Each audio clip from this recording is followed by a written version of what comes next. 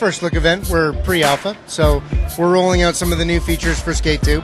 Big one, new San Vanelona, and it's a pretty much unrecognizable San Vanelona. We got to destroy the city in Skate It, which is another part of the franchise coming out for Nintendo, which precedes Skate 2, which happens about 5 years in the timeline after the first Skate.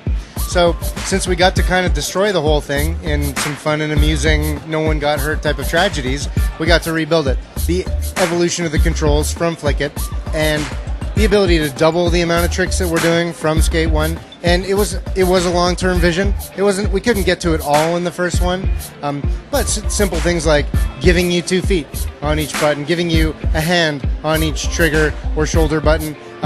Now we've been able to push that to the point where now, since you have 2 hands, you can take a hand off. You can hand plant. You can grab things in the world and move them around. You've got your 2 feet. You can take a foot off the board, do a foot plant. You can do no complies.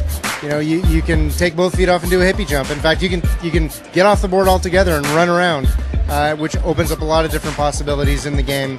So now that you can move a ramp into the street, or maybe to the bottom of a hill where you can get some crazy speed and hit it, we're going to put more things for you to do, more places for you to get to. It opens up a whole new world of puzzle solving in terms of even just getting to a challenge may be a challenge in and of itself before you even do it.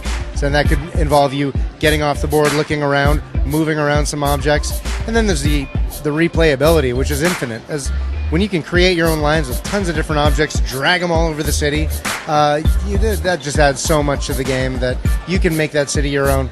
60 frames a second, we're stoked for that. It didn't seem like something that was possible, and the team rose to the occasion. And the crazy thing is, when you're rendering at 60 frames, usually you assume your visuals are going to take a hit, and everything looks way better. I don't know how they did it, but it's an amazing thing. It feels so nice, smooth and buttery at 60 frames a second.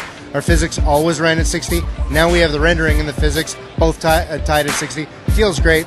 PS3. This is our second time around on the PS3. It's at parity with the Xbox. They're both going to be the 360. That is, they're both going to feel pretty much the same. Slight differences, but you're not going to see a big difference between the two.